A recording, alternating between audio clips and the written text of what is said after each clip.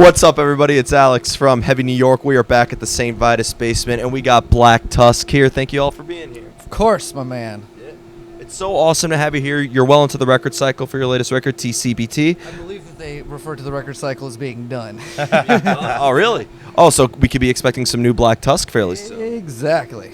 Really? Yeah, so long story short, we just built a studio for him at his house, and we are going to start working on a new record when we get home from this thing. As soon as possible. Yeah, as soon as possible. Awesome. Are you intending to make a direct follow-up to TCB T, or do you think that this is going to be like a new start and like a brand new entity for Black Tusk? So, it's like, I've said this before, like, about all of our records, like, they don't all sound exactly the same, but they all sound like a Black Tusk record. So this will follow suit, and especially now that Scary's going to be writing with us for this record. He just recorded the last record and did all that. But this record he's going to be writing on it, so there's going to be a lot more guitar work on this one because he's much better than I am at guitar.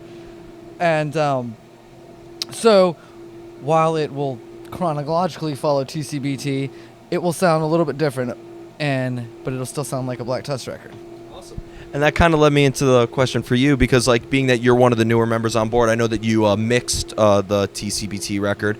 So when you joined Black Tusk, were you looking at that record and maybe a record like Pillars of Ash or something and being like, this is how I have to play, or did the band want you to bring a little bit of your own mix to the live presence and to this new record? I mean, I've known these guys basically since they started, so I've played shows with them. My old band, we did a split with Black Tusk a couple years ago, so like where we even covered each other's songs. So, I mean, I even knew, just dicking around and playing guitar, and you figure out each other's riffs. You just show up and you're like, hey, look at, I already know your song. So Andrew and I, we have pretty similar tastes in music and guitar style and everything. So learning the songs would just fit right in. And I mean, me and Andrew just get together and play guitar anyway, so it just kind of happened. We and have a Minor Threat band and a Misfits band together, too. Oh, really? Yeah. Yes, we do. So. And not only that, like, back to your question about him and, like, our material, he's recorded the pre-production for almost every record that we've done from the beginning. Yeah. So he's always been there and been familiar with what we've been doing. Wow. So Black Tusk is now like your 24-hour thing. Like, you were done with it when you finished. Are there only 24 hours in a day? I would think so. Because we demand more than that from Yeah. him. It's always working. Something's spinning all the time. There you go. What I've noticed with Black Tusk is that you guys have toured with like a variety of different styles of bands. Like I remember last year you were here with Goat Horror, but then you've played with bands like Black Label Society. I know that you toured with Cloak, all different styles, all different genres of rock and metal. Have you noticed like maybe a different type of crowd or different like vibe on the audience depending on the tours you've been on?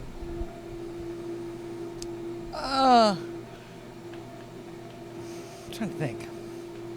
Yes and no. Like, it's different age groups for different bands, Like, the Black Label fans, like, didn't particularly enjoy our vocal styles, but they were into the riffs. And then, like, the Goat Horror stuff and that Metal Alliance tour, that was Goat Horror and Casualties. And so that was, like, a huge mix of fans of that. And everybody seems to have it. We seem to be a pretty approachable band to most people. Like, we're not super pigeonholed into one styling. It's like our riffs are pretty simple and pretty accessible to a lot of people, I think. To punk rockers and metalheads and noise rockers alike.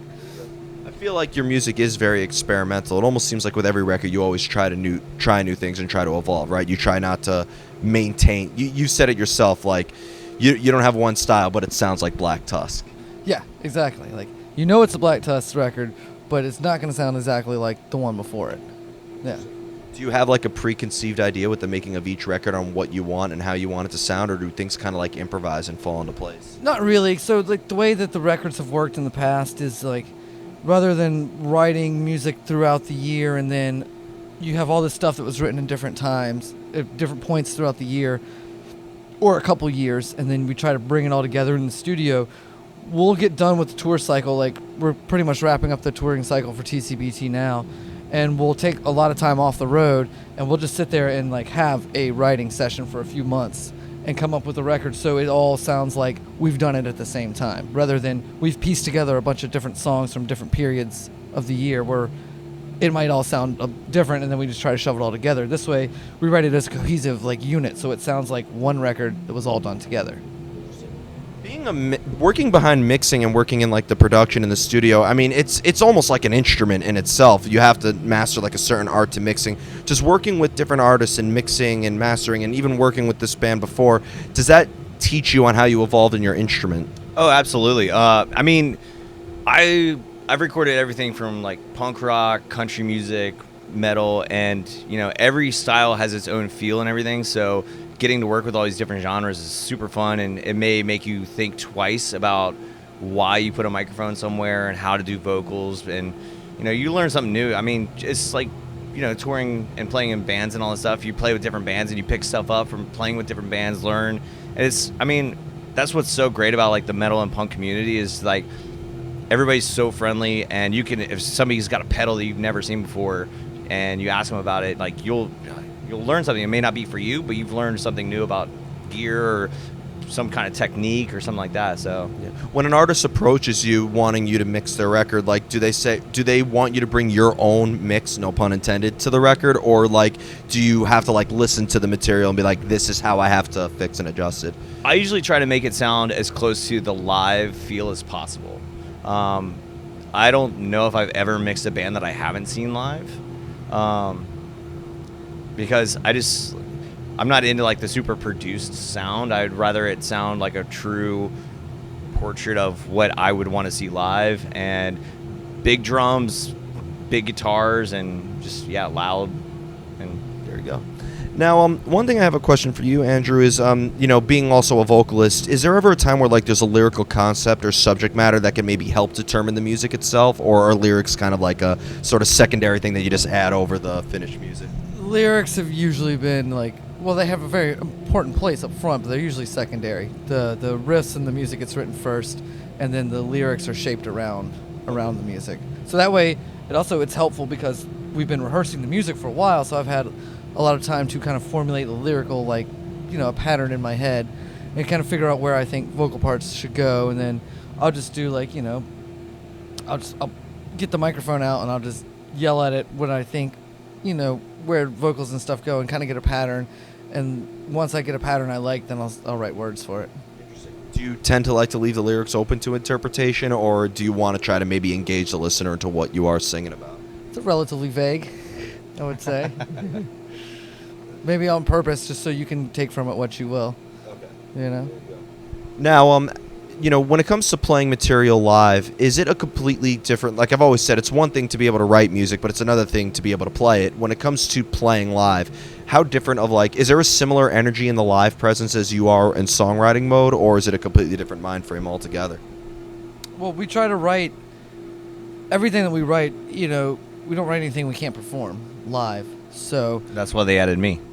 That is exactly true. On the last record, I did a bunch of extra guitar stuff, and some and Corey did some synth stuff, and then when we got to it, we're like, uh-oh, there's not enough of us to pull this off.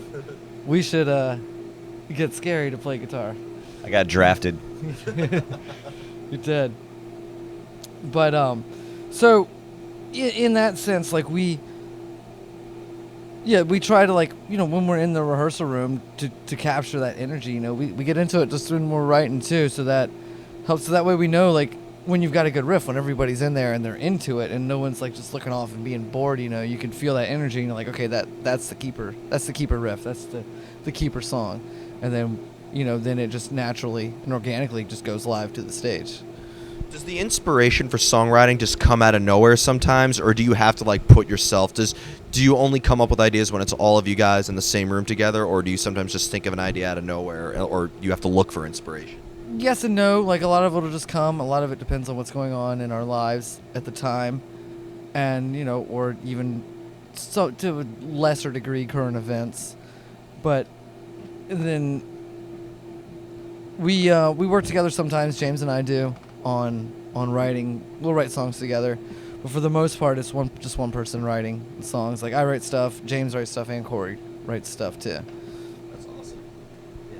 And I have 2 more questions for you. We'll get the hardest question out of the way. I want you both to answer this. This is my favorite question to ask everybody because it's always so hard. How do you know when a song is done? You know when a song is done when you don't want to add any more parts to it. I was expecting something a little deeper, but That's it. Because, I mean, you just know. You just, like, at this point of our musical lives, like, you know when to change the riff without saying it or counting it. Like, everybody knows when to change it. And you know when the song's done. You know when you've played enough parts. You know when it's got the energy there. Or you know if it's starting to get too busy and there's too much stuff or it's starting to repeat too much. You just know. Like, we've been playing together for so long, we just know. It's not it doesn't even really have to be talked about. Like, everybody just knows when it's time to stop it. how do you know, especially Mr. Mixing Man? Yeah, here? especially with the recording, man. I think once a song's tracked, I think it's always good to do like some demos. Very good to do demos, play over it, and I like to riff over demos and stuff to like really kind of articulate what I'm trying to get across. And then once you do the final recording, and like don't like sit there and the worst thing you can do is, which sucks for us because having your own studio, the worst thing you can do is sit there and just like keep playing the same guitar part for like 3 months. It's like, no, just commit to it. No one, like, just say, all right, that's the take. Just be done with it. Commit to a guitar tone. Put a mic up. Record it, and just say, do a couple takes until you're like, just be done and just go out. It doesn't have to be perfect. That's the worst thing is when people try to just get everything perfect. It's like, you know, that live. You'll overproduce it. Yeah, overproduce it. Like, Kill just a record by keep the overproducing live it. feel, and just, you know, that's recording when it's done. But you know, If you have to tie the song together with Pro Tools, you Yeah. didn't do it right. yeah, don't do that. I'd imagine though having your own studio and you know you could kind of make your own environment and element. It has to be easier to work in sort of your own. We just built this studio, like, pretty Oh, much finished it 2 up weeks before we left? Oh wow. Yeah. So yeah, we haven't even really recorded anything there. It's still in the like fine tuning phases and all that. But yeah, and I mean we don't practice there or anything. It's like that's just like Because he lives on the moon and we live in Savannah. I live outside of town. It's an hour outside of town.